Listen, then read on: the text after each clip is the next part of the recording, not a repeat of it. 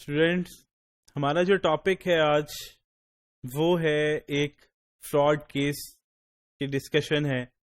اور یہ جو فراڈ کیس ہے یہ ایک ایسی آرگنائزیشن تھی جو کہ مطلب اس کنٹری کے اندر سب سے لارجسٹ آرگنائزیشن تھی. آپ یہ کہہ سکتے ہیں کہ obviously میرے لیے پاسبل نہیں ہے آرگنائزیشن کا نام ڈسکلوز کرنا. It is very unethical if I will disclose the name of the country اور the name of the organization and name of the country where this organization exist. بس ہم یہ کہہ سکتے ہیں کہ ہم اس آرگنائزیشن کا نام ایک پبلک اینٹی دے دیتے ہیں. یہ پبلک اینٹی جو ہے انکارپوریٹ ہوئی تھی 1968 میں، اور ان کے جو پروڈکٹس تھے وہ اسٹیل ریلیونٹ تھے، اسٹیل ریلیٹڈ. ٹھیک ہے، اسٹیل ریلیٹڈ مطلب اکثر آپ نے دیکھا ہوگا پروڈکٹس ہوتے ہیں، رول آف اسٹیل ہوتا ہے، کوئی 6 فیٹ کا، کوئی 12 فیٹ کا، کوئی 100 فیٹ کا. تو مطلب بس آپ اتنا سمجھ لیں ابھی کہ ان کا جو پروڈکشن بزنس تھا وہ تھا اسٹیل سے ریلیونٹ پروڈکٹس کا. ٹھیک ہے، اور نام بیسیکلی جنیرک جو دیتے ہیں وہ دیتے ہیں رولڈ اسٹیل پروڈکٹس. ایک کمپنی کی largest industrial undertaking having a production capacity of 1.1 million tons 1.1 million tons of steel manufacturing. تو آپ یہ کہہ سکتے ہیں کہ مطلب بسکٹ یا باٹل بنانا آسان ہے، لیکن اسٹیل کی مینوفیکچرنگ کرنا وہ بہت مشکل ہے. اور اتنے مشکل پروڈکٹ کو بنانا اتنی ہیوی کیپیسٹی میں آپ اندازہ لگا سکتے ہیں کہ اس آرگنائزیشن کا لیول کیا ہوگا. یہ ایسی آرگنائزیشن تھی جس سے اس کنٹری کو بھی obviously کافی نقصان پہنچا. اس کا جو ایریا تھا وہ تھا 18,660 ایکڑز، اور جو اوور آل ایریا جو تھا ان کا، اور اس میں جو پلانٹ تھا ان کا جہاں پہ اسٹیل بنتا تھا وہ خالی جو مین پلانٹ تھا اس کا ہی ایریا جو تھا وہ 10,390 ایکڑز تھا. ان کے 11 مین پلانٹس تھے اور 14 آگزیلری یونٹس تھے. یہ جو ہے آگزیلری جو یونٹس ہیں آپ کے، یہ بیسیکلی ہوتے ہیں آپ کے سپورٹنگ یونٹس، جو کہ مین پلانٹ کو سپورٹ کر رہے ہوتے ہیں اسٹیل کو ڈیولپ کرنے میں، اسٹیل سے ریلیونٹ پروڈکٹس کو ڈیولپ کرنے میں، مینوفیکچر کرنے میں. ایک تو آپ کا مین پلانٹ ہوتا ہے اور باقی جتنے ہوتے ہیں آپ کے یونٹس ان کو ہم سپورٹنگ یونٹس کہتے ہیں. وہ 14 تھے. جو مین پلانٹس تھے جو کہ میں نے آپ کو بتایا وہ 11 تھے. دیر 11 مین پلانٹس، ان کے نام یہ لکھے ہوئے ہیں. ہم اس میں سے ویسے پڑھ لیتے ہیں نام. آپ کو اس ڈیٹیل میں جانے کی ضرورت نہیں ہے کہ کون سا پلانٹ کیا فنکشن کرتا تھا یا کون سا پلانٹ کیا آپریٹ کرتا تھا. تو جیسے کہ کوک اوون بائی پروڈکٹ پلانٹ تھا، پلیٹ مل تھی، ہاٹ اسٹرپ مل تھی، کولڈ رولنگ ملز تھے، آکسیجن پلانٹ تھا، ریفریکٹری پلانٹ تھا، لائم پلانٹ تھا. تو ڈفرینٹ پلانٹس تھے جو کہ ٹوٹل 11 تھے. تو یہ ان کی لسٹ آ رہی ہے.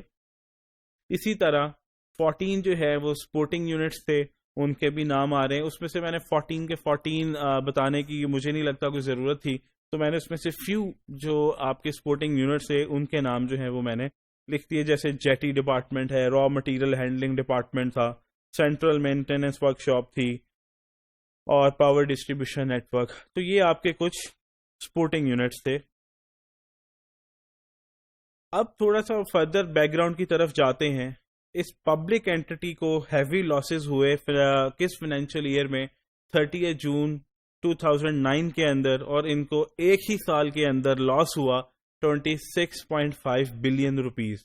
آخر اس سال میں کیا ہو گیا کہ ایک آرگنائزیشن جو کہ مطلب آسمان کو چھو رہی تھی، اور اچانک ایک ہی سال کے اندر وہ لاس میں ایک ہی سال کے اندر ان کو اتنا ہیوی لاس ہوا.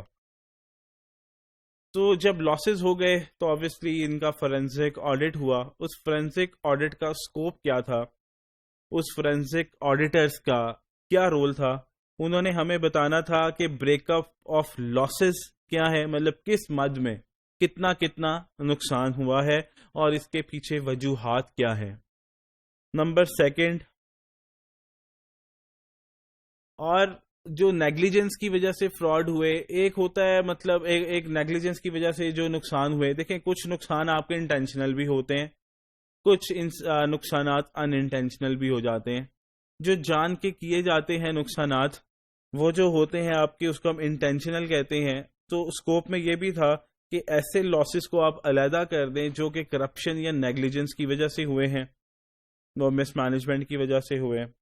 تیسرا جو پوائنٹ تھا کہ آپ ان ایجنسیز، ڈپارٹمنٹس یا ان لوگوں کے نام بتائیں جن کی وجہ سے نقصان ہوا. یاد ہوگا ہم نے ڈسکس کیا تھا کہ ہمیں فورینسک آڈیٹنگ کے اندر پوائنٹ آؤٹ کرنا ہوتا ہے کہ کس بندے کی وجہ سے نقصان ہوا، تاکہ آرگنائزیشن کی مینجمنٹ آپ کو اگر کہے کہ اس بندے کی وجہ سے نقصان ہوا، آپ نے بتایا، اب ہم نے اس کو کورٹ میں لے کے جانا ہے، تو وہ پھر کورٹ میں لے کے جا سکے. تو جب تک آپ پوائنٹ آؤٹ نہیں کریں گے تو ہم اس کو کورٹ میں لے کے نہیں جا سکتے. تو اس میں یہ بھی تھا کہ اس فورینسک کی ٹیم نے پوائنٹ آؤٹ بھی کرنے تھے کہ وہ کون لوگ ہیں جن کی وجہ سے یہ نقصانات ہوئے. اور اس میں یہ اسکوپ بھی تھا کہ آپ نے جو نقصانات ہوئے ہیں اس کے ایویڈنسز بھی دینے ہیں جس نے یہ فراڈ کیا ہے، تاکہ ہم اس کو عدالت میں لے کے جا سکیں. اور پھر آپ نے کریکٹیو میئرز بھی دینے ہیں کہ آئندہ فیوچر میں یہ نقصانات نہ ہوں. تو آبویسلی میں نے آپ کو بتایا تھا کہ ڈیٹیکشن جو ہے وہ آرگنائزیشن کے لیے مشکل ہوتی ہے as compared to prevention of fraud. Methodology کیا لگائی گئی اس فراڈ کو ڈیٹیکٹ کر کے اس کی فیچرز کو، اس کے نقصانات کو ایکسٹریکٹ کرنے کے لیے ایک میتھڈالوجی لگائی گئی. کیا کیا گیا؟ فائنینشیل اسٹیٹمنٹس جس سال ان کو نقصان ہوا تھا اس سال کی فائنینشیل اسٹیٹمنٹس کو کمپیئر کیا گیا پچھلے سال کی فائنینشیل اسٹیٹمنٹس کے ساتھ، کیونکہ نقصان جو ہے وہ ایک سال میں ہوا. اس ایک سال میں ایسا کیا ہوا اس کو پھر کمپیئر کیا گیا پچھلے سال کے ساتھ، تو آبویسلی پھر فرق خود بخود نظر آ جائے گا. پچھلے سال 3.2 آپ کے پاس جو ہے پبلک اینٹی نے پری ٹیکس پروفٹ ارن کیا تھا 3.2 بلین کا. 3.2 بلین کا پچھلے سال پروفٹ تھا، اور اس سال ایک سال کے اندر ان کا جو لاس ہوا تھا ان کو 26.5 بلین کا ہوا تھا. آپ دیکھ رہے ہیں کہ ایک سال کے اندر پکچر کیسے چینج ہو گئی. وہ کیسے چینج ہوئی ہے وہ ہم ڈسکس کرتے ہیں. اب جب کمپیریزن کیا گیا 2009 کی فائنینشیل اسٹیٹمنٹس کو 2008 کے ساتھ، تو کچھ رسکی ایریا سامنے آئے. وہ رسکی ایریا کیا تھے؟ اس سال 7,440 ملین کی جو سیلز تھی وہ کم ہوئی تھی. وہ کیوں ہوئی تھی وہ بھی ہم دیکھتے ہیں. جو را مٹیریل خریدا گیا اسٹیل کو بنانے کے لیے وہ مہنگا خریدا گیا، وہ بھی ایک وجہ تھی جس کی وجہ سے آرگنائزیشن کو 19,344 ملین کا لاس ہوا. جو procurement of store and spare, جو مشینری کے کوئی پارٹس خریدے گئے، کوئی مشینری کے کچھ، اور مشینری کو چلانے کے لیے آپ کو پتا ہے کہ مشینری جب چلتی ہے تو اس کے کچھ پارٹس کنزیوم ہو جاتے ہیں، تو وہ نئے خریدے گئے. تو جو اسٹور اینڈ اسپیئر سے ریلیونٹ بھی جو پروکیورمنٹ کی گئی وہ بھی ایکسپینسو کی گئی. اور اس کے بعد کچھ ان یوزول ٹرانزیکشنز ہوئی تھی، ان کو دیکھنا تھا، وہ بھی ایک ہمیں نظر آئی تھی. اور جو کمپنی کا ایک اور ڈپارٹمنٹ تھا جسے کہتے ہیں سروس ڈپارٹمنٹ کاسٹ، اس میں بھی اضافہ ہوا کتنے کا؟ 1,932 ملین کا. تو آخر کار کاسٹ میں اتنا انکریز آنا اور سیلز میں اتنا ہی ڈکریز آنا، مطلب اس کمپنی کو دونوں طرف سے امپیکٹ ہوا. کاسٹ تو بڑی اوپر سے سیلز بھی کم ہوئی، یا آپ اس کو اس طرح کہہ لیں چلیں سیلز تو کم ہوئی، اوپر سے آپ نے اپنی کاسٹ بھی ڈبل کر دی. تو یہ کیوں ہوا؟ آخر ایسا کیا ہوا تھا؟ پھر اس میں کچھ ایسٹس وغیرہ کو دیکھنا تھا کہ وہ کیوں رائٹ آف ہوئے. اور اس کے علاوہ آپ کے جو کریڈیٹرز تھے، مطلب وہ آپ کے انکریز ہو گئے بائی 7,608 ملین، مطلب 7,608 ملین اوور لاسٹ ایئر. آپ کے جو کریڈیٹرز ہیں وہ جو ہے آپ کے بڑھ گئے. مطلب آپ نے لوگوں سے سامان خریدا وہ بھی ادھار پہ، مطلب آپ کی سیلز بھی کم ہوئی، آپ نے چیزیں بھی مہنگی خریدی، اور پھر آپ نے ادھار پہ چیزیں خریدی اور لوگوں کو پیسے نہیں دیے. تو پھر پیسے گئے کہاں؟ مطلب آپ نے پیسے تو لوگوں کو دیے نہیں، تو پھر آپ کے پیسے گئے کہاں؟ اور آپ کا جو کنزمپشن آف کیمیکلز تھا وہ بھی زیادہ ہو گیا 742 ملین سے. ویری انپریڈکٹیبل پوزیشن تھی اس ٹائم پہ. اب ہم آتے ہیں فیکٹس. مسئلے تو جو ہوئے تھے وہ بہت سارے سیگمنٹس میں ہوئے تھے. ہم نے جو ابھی ڈسکس کرنا ہے وہ ہے سیلز کے فیکٹس، کہ سیلز میں آخرکار ایسا کیا ہوا تھا جس کی وجہ سے سیلز جو ہیں وہ آپ کی ڈیکریز ہو گئی تھی، کم ہو گئی تھی. جو پرائسز تھی پروڈکٹس کی وہ کم رکھی گئی as compared to international market. جو انٹرنیشنل مارکیٹ میں پریویلنگ پرائس تھی وہ زیادہ تھی، اور انہوں نے جو اپنے پروڈکٹ کی پرائسز رکھی ہوئی تھی وہ کم رکھی تھی. مطلب ہر سال دیکھا جاتا ہے کہ کس پروڈکٹ کی پرائس آپ نے کیا رکھنی ہے. جیسے کہ آپ نے دیکھا ہوگا گولڈ کی پرائس انٹرنیشنل مارکیٹ کے ساتھ فلکچویٹ ہوتی ہے، فیول کی پرائس انٹرنیشنل مارکیٹ کے ساتھ فلکچویٹ ہوتی ہے. اسی طرح اسٹیل کی پرائسز بھی آپ کو انٹرنیشنل مارکیٹ کے ساتھ فلکچویٹ کرتی ہیں.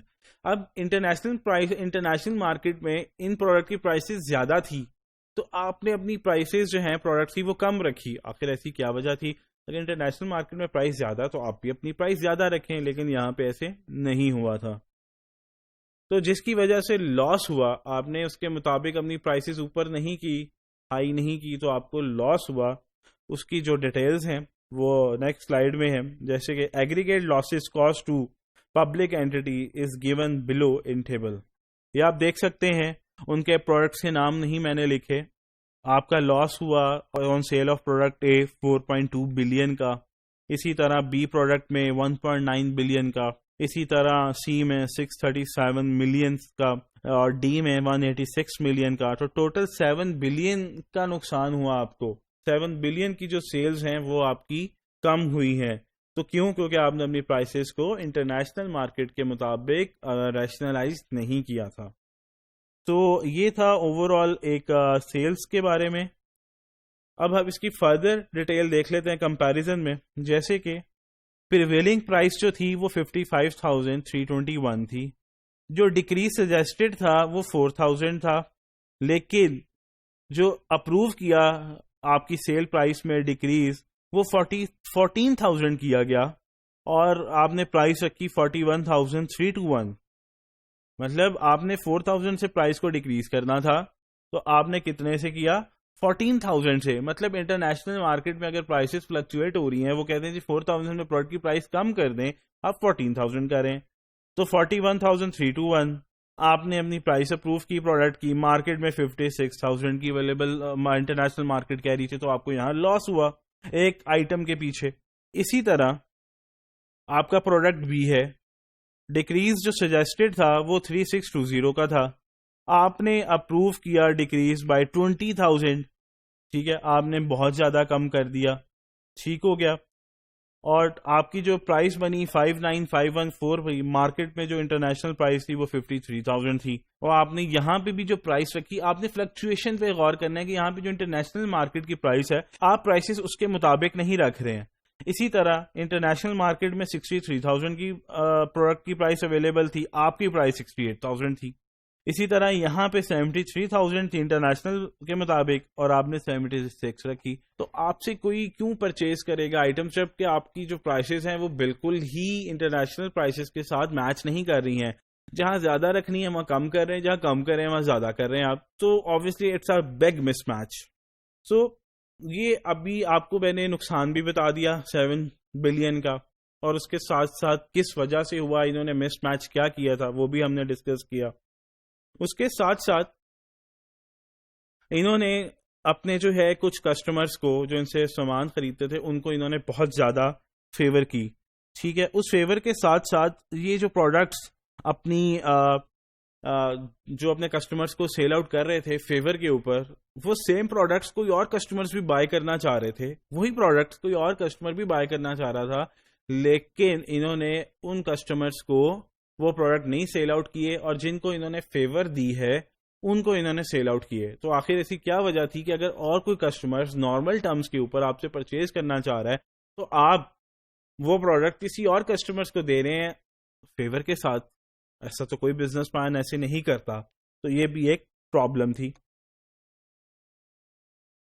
اس پہ یہ بھی نظر آیا کہ جو کسٹمرز جن کسٹمرز کو ہم سامان بیچ رہے تھے ان کے جو کانٹریکٹس ہوئے تھے وہ کیا تھے، جو سگنیچرز تھے وہ ایک جیسے تھے اور کسٹمرز کے نام فرق تھے. مطلب نام اگر علی ہے، وقاص ہے، کوئی بھی آپ نام لے لیں، یہ ازیومڈ نیمز ہیں، تو ان کے سگنیچر جو ہیں وہ سیم تھے. ٹھیک ہے، تو یہ بھی بات نہیں سمجھ آئی. جیسے کہ signature of buyer on the contracts of different customers is of the same person. ٹھیک ہے، اور اسی طرح جو کانٹریکٹس ڈفرنٹ ڈیلرز کے ساتھ کیے گئے، ڈیلرز فرق تھے لیکن ہینڈ رائٹنگ سیم تھی، تو یہ بھی نہیں سمجھ آئی بات. بزنس ایڈریس جو ہمارے کسٹمر سے ڈیلر سے، ان کے ایڈریسز بھی جو تھے وہ بھی آپ کے بالکل ساتھ ساتھ تھے. تو ایسا کیسے ہو گیا آپ کے کسٹمر ڈیلر سب کے ایڈریسز ساتھ ساتھ ہی ہیں؟ تو یہاں سے ہمیں پتہ لگ رہا ہے ہینڈ رائٹنگز بھی سیم ہیں، آپ کے کسٹمرز کے نام فرق ہے، آپ کے جو ہیں سگنیچرز جو ہیں وہ آپ کے سیم ہے. اسی طرح آپ ڈیلرز کے ساتھ کانٹیکٹ کریں لیکن ہینڈ رائٹنگ سیم ہے، بزنس ایڈریسز جو ہیں وہ بالکل ایک ساتھ ہیں. ان ٹرانزیکشنز کی وجہ سے، یہ جو ٹرانزیکشنز ہوئی ان کی وجہ سے کسٹمرز کو فائدہ ہوا نہ کہ بزنس کو. تو جو کسٹمرز کو فائدہ ہوا وہ آپ دیکھ سکتے ہیں پروڈکٹ وائز بتایا ہوا ہے، تو ٹوٹل فائدہ ہوا 1.2 بلین کا، مطلب کمپنی کو یہ بھی نقصان ہوا. سو یہ ٹرانزیکشنز کیوں کی گئی، مطلب obviously اس کے پیچھے کوئی انٹینشن تھی. تو ٹوٹل جو کمپنی کو نقصان ہوا وہ 1.2 بلین کا تھا. اسی طرح سیلز کے اندر ایک اور نقصان ہوا. آپ نے کچھ کسٹمرز کے ساتھ کانٹریکٹ کیا تھا، آپ نے ان کو پروڈکٹ سیل آؤٹ کر دی اور آپ کہا کہ جیسے ہی ڈسپیچ آرڈر بنے گا 7 دنوں کے اندر آپ نے اپنا پروڈکٹ آرگنائزیشن سے آپ نے لفٹ کر لینا، اٹھا لینا. ہوا یہ کہ ان کسٹمرز نے 7 دن بھی گزر گئے، انہوں نے سامان نہیں اٹھایا، اور جب سامان نہیں اٹھایا تو ہوا کیا، ان کے پروڈکٹ کی پرائسز ڈیکریز ہو گئی. تو انہوں نے ان کسٹمرز کو وہ ڈفرینشیل اماؤنٹ بھی پے کی. مطلب اس کی ایگزامپل ہم اس طرح سے لے لیتے ہیں کہ اگر ایک پروڈکٹ 200 کا تھا، آپ نے 200 کا بیچ دیا، آپ نے انہیں کہا جی ڈسپیچ کانٹریکٹ ہو گیا، آپ نے ڈسپیچ آرڈر کر دیا اور انہوں نے آ کے ابھی تک سامان جو ہے وہ لفٹ نہیں کیا. آپ نے 200 پہ ایگری کیا، 15 دن 20 دن پڑا رہا، مہینہ پڑا رہا، آپ کی کوئی 6 مہینے بعد پرائسز جو ہیں وہ ڈیکریز ہو گئی، وہ 200 سے 100 ہو گئی. تو آپ نے کسٹمر کو وہ 100 پے بھی کیا دوبارہ سے کہ ہماری پرائسز ڈیکریز ہو گئی ہیں، تو آپ پلیز یہ اپنی جو ہے نا بقایا کے پیسے لے لیں. مطلب ایک کانٹریکٹ ہو گیا، ایک تو وہ سامان نہیں اٹھا رہے 7 ڈیز کے اندر، ایک تو ویسے وائلیشن کر رہے ہیں، اور اس کے ساتھ ساتھ آپ کی پرائسز کم ہوگی کہیں بعد جا کے، اور آپ نے ان کو ڈفرینشیل اماؤنٹ بھی پے کی. بھائی کانٹریکٹ تو آپ کا 200 کا ہوا تھا، پرائسز تو بعد میں ڈیکریز ہوئی. تو آپ کمپنی نے خود اپنا نقصان کیا اور کسٹمرز کو فائدہ پہنچایا. تو یہ تھا صرف ایک سیلز کا پورشن جو کہ ہم نے ایک پبلک اینٹی کے بارے میں ڈسکس کیا کہ ان کی سیلز کیوں ڈیکریز ہوئی تھی اور وہ کمپنی میں کاسٹ بھی بڑی تھی. وہ ہم نیکسٹ ڈسکس کریں گے اسی ایگزامپل کو، مطلب فردر جو سیگمنٹس ہیں ان کو ہم اس ایگزامپل کو ہم ساتھ ساتھ لے کے چلیں گے، اور اس کے جو باقی کے پورشنز ہیں، باقی ڈپارٹمنٹل کاسٹ کیسے انکریز ہوئی اور ایکسپینسز کیسے بڑھے. تو لیکن اس میں ہم نے سیلز کے فیکٹس دیکھے کہ کمپنی کی جو سیلز ہیں وہ کیسے کم ہوئی اور کمپنی پروفٹ سے لاس میں کیسے کنورٹ ہوئی. تو یہ تھا ابھی ایک فراڈ کیس جس میں ہم نے ابھی سیلز کی حد تک ڈسکس کیا.